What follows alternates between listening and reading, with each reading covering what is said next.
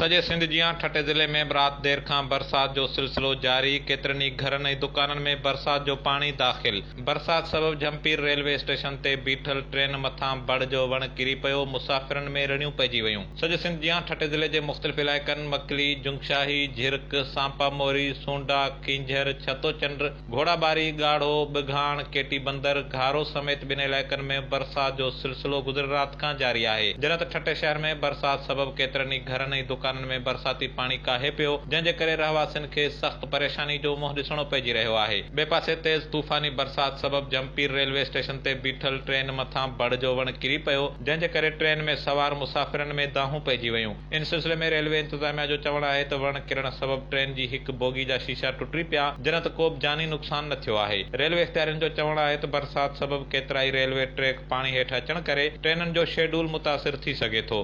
Hajin Solanki, Kawish digital media reporting team, ठट्टो।